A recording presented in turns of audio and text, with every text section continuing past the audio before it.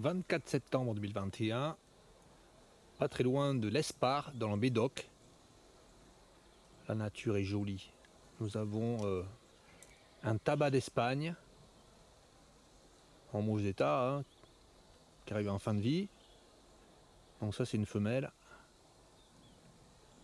qui est en train de se chauffer au soleil.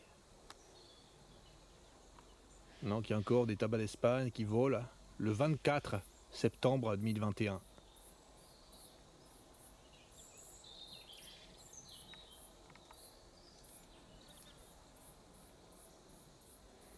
Là, les boules rouges que nous voyons derrière, c'est l'herbe aux femmes battues, hein. Enfin, le tamier. Une plante qui grimpe aux arbres, qui fait des graines rouges comme ça. Ouais, ça fait comme des billes. Ouais, un peu plus petit que des billes. Là, nous sommes sous une ligne électrique, hein. Donc là, il y a une friche dessous. Et en bordure de la forêt, il y a plein de papillons, hein. Donc là, c'est pas un endroit agricole. Donc c'est très riche en papillons, en insectes. C'est très riche. Il y a beaucoup de vie. Là, nous avons des orties. Y a-t-il des chenilles sur les orties? Je cherche toujours les chenilles sur les orties.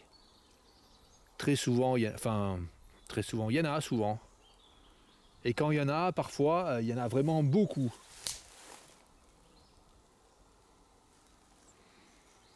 Là, une punaise, là.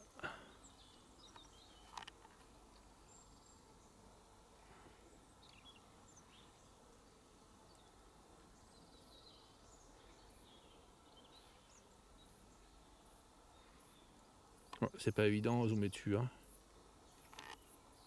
Là. Bon, j'arrive pas, tant pis. Petite punaise.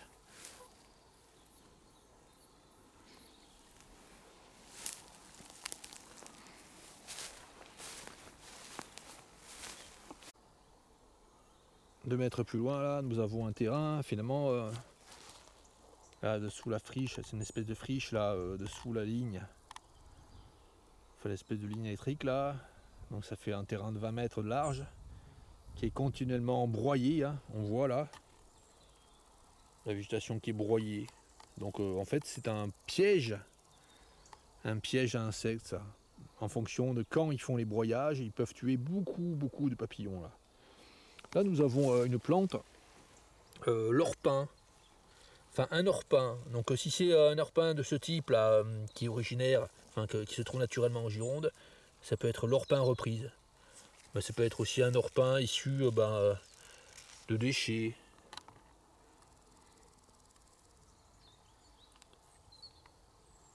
Donc, plante de la famille des Crassulacées.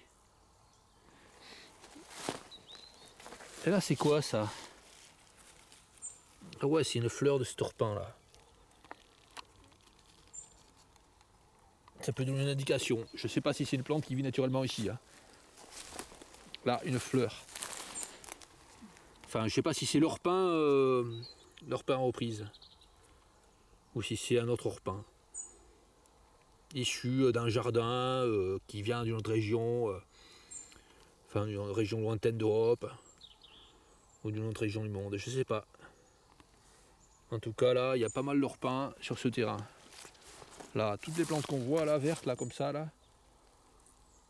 Là, c'est les orpins partout, là. Il y en a pas mal, hein. Voilà, nous avons un fossé. Ah ouais, alors dans le fossé, enfin en bordure de fossé, nous avons plein de patoires chanvrines qui se trouvent en graines. Alors pour ceux qui me disent là, oh là, pour avoir des graines dans leur jardin, hein, s'ils ont un terrain comme ça, un peu humide ou même ça peut pousser aux endroits qui sont pas très humides, là, le patoire chanvrine. Les gars qui veulent avoir de la patoire chanvrine, enfin qui veulent avoir des fleurs sauvages, c'est pas la peine d'en acheter. Alors, regardez là, regardez. On fait ça là, comme ça là. Tout ça c'est des graines, hein.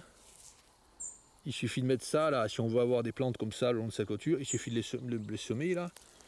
On en a plein de graines comme ça, c'est pas la peine d'acheter des graines comme ça. Hein. Bon, peut-être qu'il y en a, ouais, il y a des pépiniéristes rares, très rares en France, hein, qui vendent des fleurs qui sont sauvages, mais c'est pas la peine, finalement, d'acheter des graines comme ça, de plantes sauvages, puisqu'on en trouve naturellement dans la nature. La plupart de ces graines, là, elles vont se perdre. Ah ouais, là, il nous a un papillon là, qui vole là. Ça, c'est commun de voir un papillon comme ça, là, sur ce lieu. Zoomage, là.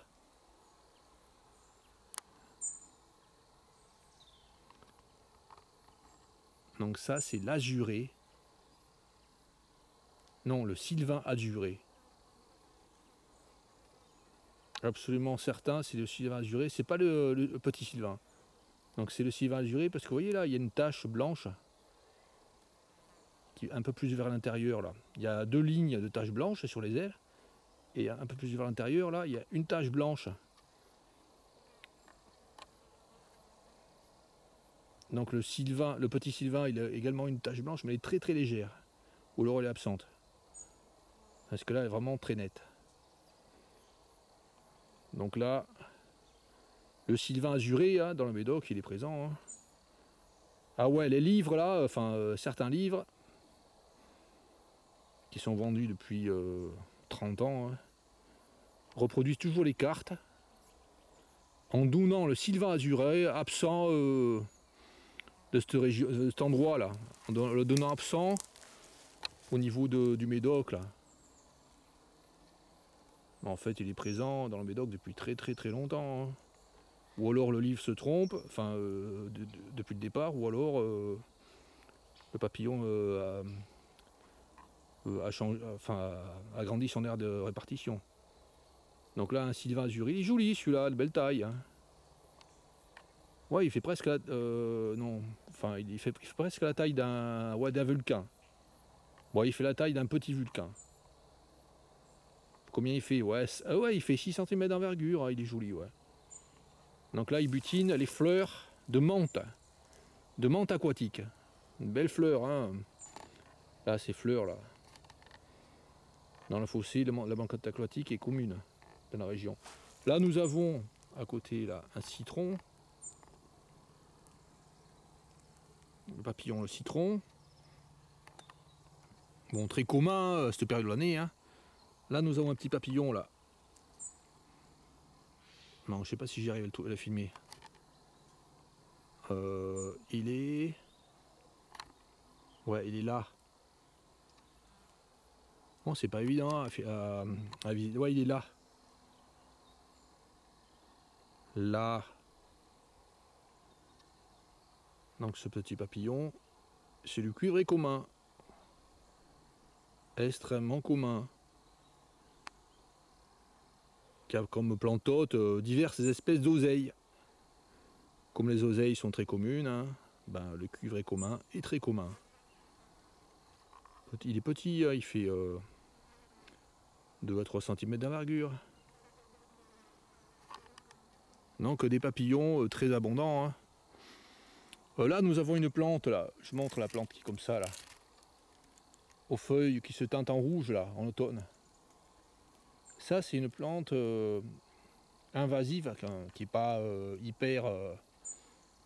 Enfin, qui n'est pas hyper nuisible, hein, parce qu'elle ne fait pas tellement de population monospécifique. Mais là, nous avons cette plante qui est une plante invasive, c'est le bidan, une espèce de bidan. Donc ça fait des fleurs jaunes, et puis après, là, ça fait, la floraison est passée, là. Après, ça fait des espèces de graines avec 2 dents qui se plantent dans les vêtements quand on marche. Ouais, des graines qui font 1 cm à peu près, là. Des petites graines noires qui se plantent dans le vêtement, qui s'accrochent au vêtement. Le bidan, une espèce américaine, introduite en France, hein, il y en a plein, hein. Dans les marais, surtout dans les marais.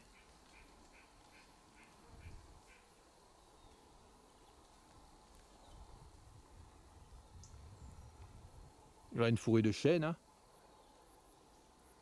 Ouais, je pense que cet endroit-là, ce sont des chênes pédonculés. Hein. Ouais, là, c'est pas des chênes pubescents qu'il y a ici, hein, cet endroit. Et là, les citrons qu'il y a, le papillon, le citron, là.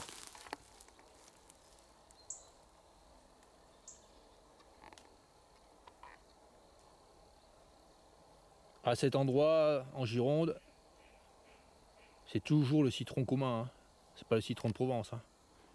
Tandis que dans l'entre-deux-mer, à certains endroits très restreints, nous avons le citron de Provence. Dans l'entre-deux-mer aussi, très proche de Bordeaux.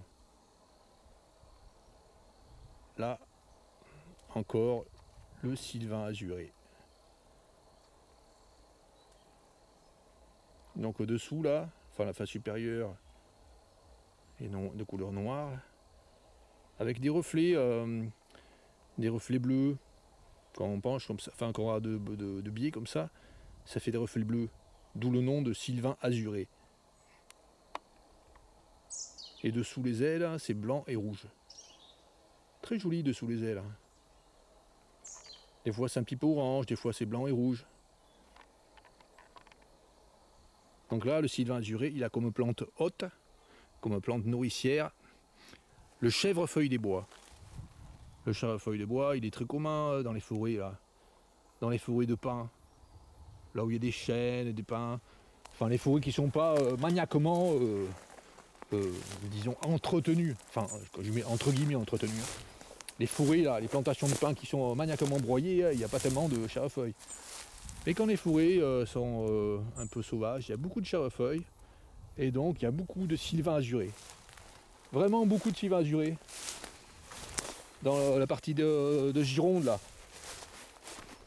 Où il y a des pins. Donc dans la Médoc.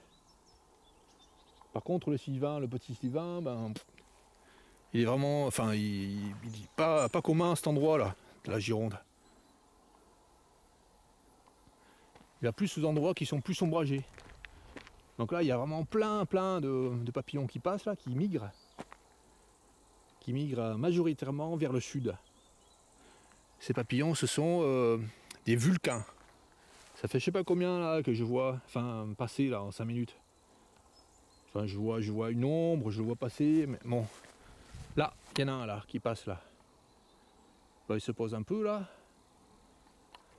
Là, le vulcain. Un autre qui vient de passer devant la caméra, là. Je sais pas si je l'ai filmé. Là. Non. Là. Ah, il y en a des centaines qui passent. Enfin des centaines. Si on reste à 5 minutes là, on peut en voir passer plusieurs là. De ces vulcains. Vanessa atalanta. Un papillon vraiment commun, très commun en France. Et en Gironde, il est commun, enfin il est présent toute l'année. Il n'y a pas de stade, il n'y a pas de période de l'année où il est pas, enfin où il est absent. À partir du moment où il fait chaud, où il fait un peu soleil, le vulcain est présent, très présent. Là nous avons une colonne de lierre là qui grimpe contre un arbre. Et sur cette colonne de lierre, il y a plein de vulcains. Donc le lierre est vraiment très important, c'est un réservoir de nourriture pour les papillons. Donc là, il y en a partout. Là. Il est gros celui-là, incroyable. Il y en a qui sont très gros. Il y en a, il s'est posé sur moi là. Mince, je vais essayer de filmer. Mais il va. Ah mince, il est parti. Il était sur moi là, celui-là là. Waouh, tout ce qu'il y a là, il y en a deux là. Là, je montre là. Ouais, ils sont partis en même temps, ils se poursuivent, il y en a plein là. Vous entendez le bourdonnement là?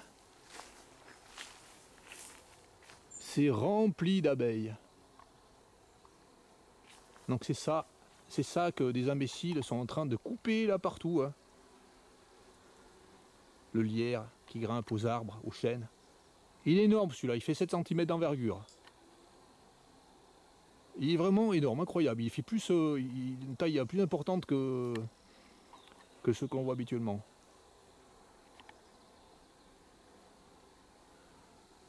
Donc il a comme plante haute l'ortie.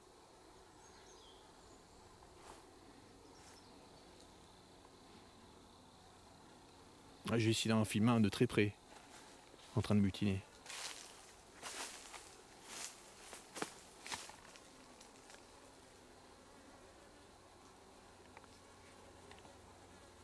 Ils font que bouger. Là.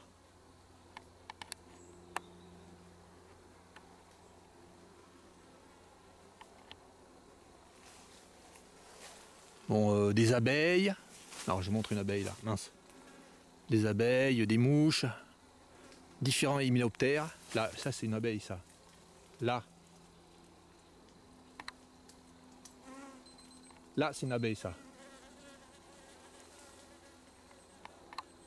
Là un vulcain, là, un beau vulcain là.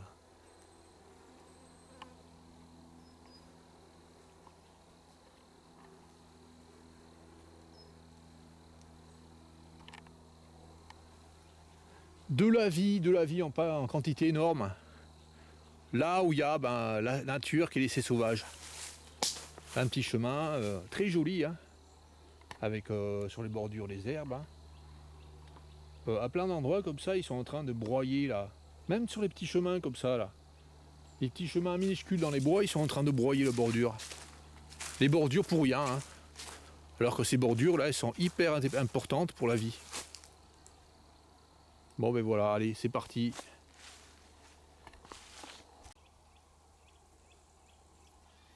Donc là nous avons le citron. Hein. À côté nous avons le sylvain azuré. Et là nous avons le chèvrefeuille en fleurs. Je montre. Hein. Donc je disais que ce chèvrefeuille était commun hein, en Gironde. Donc là les feuilles de ce chèvrefeuille. Et là la fleur du chèvrefeuille des bois. Donc forcément il y a du chèvrefeuille des bois à cet endroit et il y a le sylvain azuré. Et puis il y a des fleurs, donc il y a tout ce qu'il faut pour les papillons.